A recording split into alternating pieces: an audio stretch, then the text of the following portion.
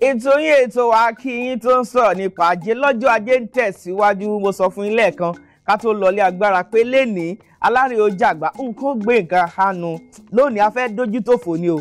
Bó la ṣe lè dojú tòfò nínú àwọn okòwò wa. Gbogbo a ti máa gbọ́ bóyá àwa tá à ń ṣiṣẹ́ ìjọba ni a máa gbọ́, àwa tá à ń lọ léèwé kódà ó wà fún ọmọ léèwé, àwa tá à ń ṣiṣẹ́ aládàáni ó wà fún aládàáni fún wa, àwa tá à ń wakọ̀ ó wà fún wa tá à ń pè ní ètò adójútòfò. Gbogbo èèyàn àwọn eléyìnbó máa ń pè ní insurance. Nínú okòwò wa báwo ló ṣe wúlò fún okòwò tí èmi àtẹ̀yin ń ṣe, báwo ló ṣe lè wúlò fún okòwò àwọn ọmọ wa, báwo ló ṣe lè wúlò fún okòwò bàbá wa, báwo ló ṣe lè wúlò fún okòwò àwọn ìyá wa níta. Kò sí pé bóyá okòwò mi kéré mi ò need insurance, mi ò need adójútòfò, tàbí okòwò mi pọ̀ mi ò need kí n ṣe kíni o ètò adójútòfò. Gbogbo èèyàn pátá ní kíni ló ṣe bẹ́ẹ̀ tó wà fún, kódà ó wà fún ọmọléèwé.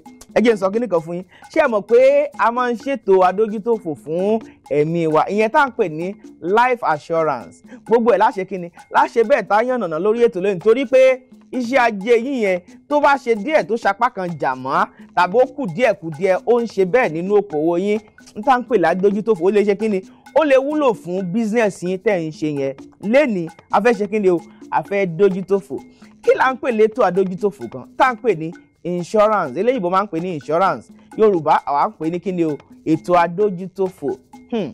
Ètò adójútòfò táwọn eléyìnbó ń pè ní insurance ó jẹ́ ètò kan tá máa ń ṣe pẹ̀lú àwọn bóyá àjọ tàbí à ń ṣe pẹ̀lú ìjọba tàbí à ń ṣe pẹ̀lú àwọn organizations kan tó jẹ́ pé wọ́n bá wa ṣàdéhùn wípé tí a ṣe ètò adójútòfò rẹ̀ tó bá di tó ṣòfò tàbí ó di tí ó kù díẹ̀ káàtó, àwọn ó ṣe kíni o àwọn ó bá wa ṣe àtúnṣe nípa bóyá wọ́n ó fún wa ní wọ́n ó ra kíní yẹn padà fún wa ni tàbí kíni o bóyá wọ́n ó fún wa ní n tá à ń pè ní bóyá part payment kan fún wa ní díẹ̀ nínú tí ó sọnù lọ́wọ́ wa.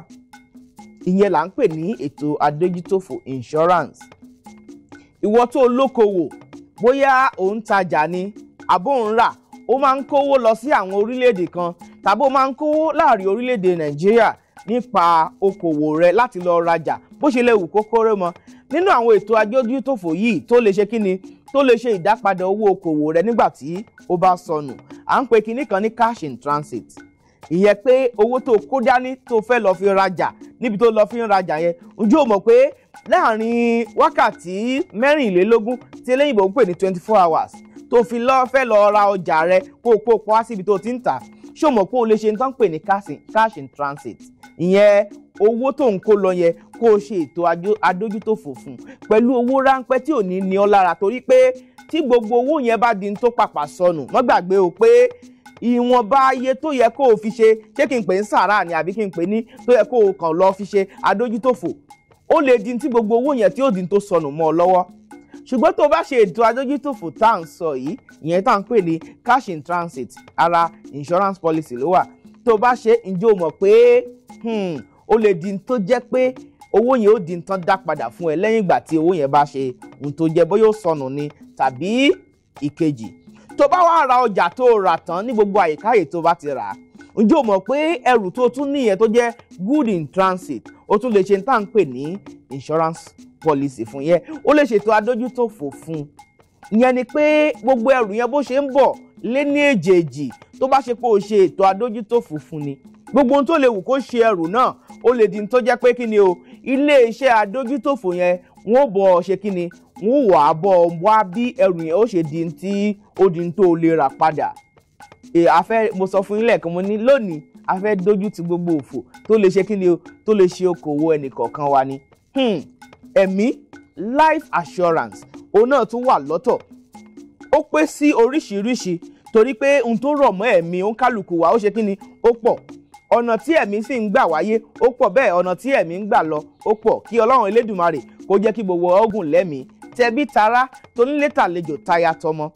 N tá ń pè ní life assurance àbí adójútòfò tó jọmọ́ ti ẹ̀mí, ọ̀nà táwọn ń gbà ṣe pọ̀. Alákọ̀ọ́kọ́ wọ́n ń pè nǹkan ní bóyá tí a bá ṣe àìsàn, àwọn tí insurance tó bá ti ṣe fún gbogbo bí àìsàn, pàápàá jùlọ wọ́n máa ń ṣe fún àwọn ọmọléèwé, wọ́n ṣe fún ará àta náà, wọ́n ṣe fún àwọn òṣìṣẹ́ láwọn iléeṣẹ́ káàkiri. ìwọ tó ń ṣiṣẹ́ nílé iṣẹ́ wọ́n ṣe fún ọ pé ọmọ san bóyá iye tọ́rọ́kọ́bọ̀ kan ní oṣooṣù láti lè guarantee ètò ìlera rẹ. Ìyẹn ni life assurance lápá abẹ́hùn pé táìsàn bá ṣe ọ́ ó máa di tí irú ilé iṣẹ́ bẹ́ẹ̀ wọ́n ṣe kí ni bó ṣe lè wù káìsàn náà pọ̀ tó wọ́n ó tọ́jú àìlera ara rẹ. Ẹjá tún wò báyìí à ń pè nǹkan ní accident kọ́lọ́run Elédùmarè kó mọ̀ jẹ́ á rí tí ètò ìjàmbá ọkọ̀ bá ṣẹlẹ̀ ètò adójútòfò tá à ń sọ yìí ó lè ṣe kí ni o ó lè ṣe bẹ́ẹ̀ kó wúlò fún ọ lápá abẹ́hùn. Bọ̀ lónìí lórí okòwò ńlá fẹ́ dá lé lórí. Mo tún fẹ́ lọ sọ́dọ̀ ẹ̀yin ẹ̀gbọ́n wa ẹ̀yin bàbá wa tẹ́ ń ṣe transport business tá à ń pè ní ètò ìgbòkègbodò ọkọ̀ bóyá ìwọ ń wakọ̀ ni àbí onílé iṣẹ́ tó ń ṣe ètò ìwakọ̀. Gbogbo àwọn mọ́tò tá à ń rà yìí la gbọ́dọ̀ ṣe kí ni ló yẹ ká ní tá à ń pè ní adójútòfò fún torí pé ó pín sọ́nà méjì ó sì dáa fún wa láti ṣe kí ni o láti rí i pé tí jàǹbá kan bá ṣẹlẹ̀ kí Ọlọ́run kó re irú ọkọ̀ bẹ́ẹ̀ yóò di kí ni yóò di tí wọ́n ń rà padà fún wa tàbí tí wọ́n ń fún wa lówó tá a fi ń rà padà. Ẹ mọ́ yọ̀ ajé àgbàgbé torí ọ̀pọ̀lọpọ̀ ló máa ń wò pé èmi náà ṣe insurance mo insure mọ́tò mi nígbà tí mo rà ń gbà ń bàbá fún ní pé a lọ ṣe insurance ní kinní kan nígbà láwo mo sì ṣe àtàsán owó kan gbà ń ṣe òun náà kan la máa ń fi hàn àwọn ọlọ́pàá ṣe nígbà tí wọ́n ọkọ̀ mi wá sọnù ṣé kò yẹ kán rà fún wa ni kò rí bẹ́ẹ̀ ni mo fi sọ pé kí ni ó pín sí ọ̀nà méjì. Ọ̀nà méjì wo ló pín sí? Alákọ̀ọ́kọ́ nú ẹ̀ ní tá à ń pè ní comprehensive insurance. Ìyẹn ni pé o ṣe adójútòfò ní ẹ̀kúnrẹ́rẹ́ fún ọkọ̀ rẹ tó rà. Ẹlẹ́ẹ̀kejì ní tá à ń pè ní third party. Third party yìí ó jẹ́ o ṣe ní kí ni o ṣe ní lẹ́jẹ̀ wọ́n ohun tí agbára rẹ ká lọ ṣe. Màá yànnàná méjèèjì kó yé wa. Ṣé rí tá à ń pè ní comprehensive yìí ìyẹn ni pé ó jẹ́ ohun tó ṣe ní o ṣe lápapọ̀ o ṣe gbogbo ẹ̀ o make sure pé gbogbo ẹ̀ ló ṣe kí ni o ló ṣe ètò adójútòfò fún tírú ọkọ̀ bẹ́ẹ̀ tàbí irú dúkìá bẹ́ẹ̀ tó bá kù díẹ̀ káàtó tàbí bóyá ó láàyè tàbí ó bàjẹ́ ẹ̀tọ́ ilé iṣẹ́ tó bá dòwò pọ̀ láti ṣe ètò adójútòfò yẹn ni pé kí wọ́n ṣe kí ni o kí wọ́n ra ìmíì fún ọ lódidi. Ìyẹn tó o bá ṣe adójútòfò ń tá ń pè ní comprehensive ó ṣe gbogbo ẹ̀ lápapọ̀. Ṣùgbọ́n èyí tó common èyí tó pọ̀ jù lónìí tó wá di pé mọ́tò mi bàjẹ́ mọ́tò mi ṣe báyìí mọ́tò mi jóná mọ́tò mi ṣe léyìí kọ́lọ̀ ń kóore gbogbo aburú ní ọ̀dẹ nìkọ̀ọ̀kan wa. Wọ́n rà padà fún mi. Ìwọ tó o bá ṣe third party wọ́n ti sọ fún ọ third party yẹn pé kí ni o bí àṣà àbọ̀dá mi Saheed Balogun ó ní etí kẹta ni third party ó ti di ẹnì kejì ẹnì kẹta.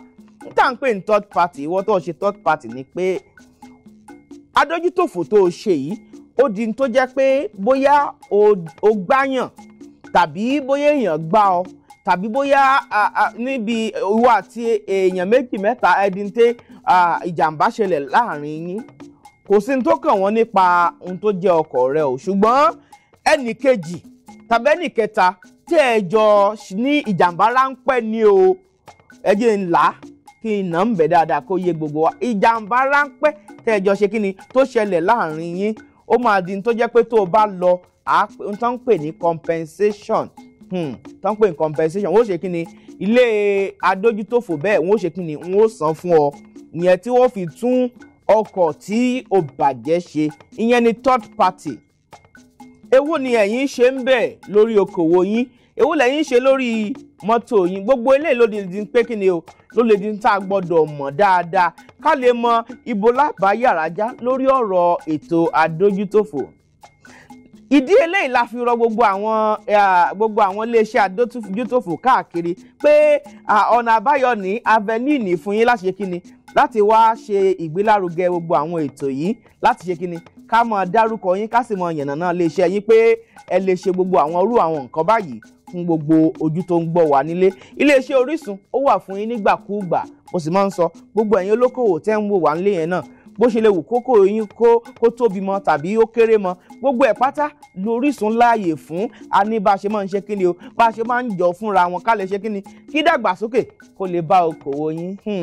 Ètò yín, ètò wa Akiyin tó ń sọ̀rọ̀ nípa ajé ní gbogbo ọjọ́ ajé ó ń tẹ̀síwájú o, ẹ má ti yí kúrò mẹ́, ṣùgbọ́n ẹ jẹ́ á lọ gbọ́n táwọn èèyàn bá wa sọ lọ́kọ̀ọ̀kan èjèèjì. Ǹjẹ́ wọ́n ti ẹ̀gbọ́n tí ń jẹ́ tó àdójútòfò rí?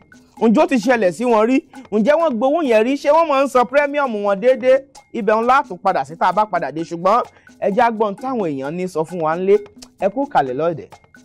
Mi ò mọ mọ́ọ̀ṣì nípa yẹn, bọ̀ mo kàn bílẹ̀ pé ìmọ̀ bíi definitely ó máa ní oore ọ̀fẹ́ àti pé àwọn àǹfààní tó wà nínú kí ẹ máa ṣe life insurance. Àwọn tó ń ṣe òwò wọ́n máa ń ṣe, àwọn tó máa ń ṣe business tó ní big companies wọ́n máa ń ṣe business insurance, àwọn tó dẹ̀ ní tó jẹ́ olówó náà wọ́n máa ń ṣe life insurance.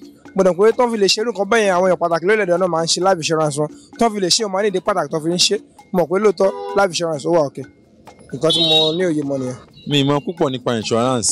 Wọ́n nǹkan tí mo kàn wọ́n ní pé insurance wà láti dáàbò bo ìdá ẹ̀mí ilé-iṣẹ́ tàbí okòwò téèyàn bá ń ṣe.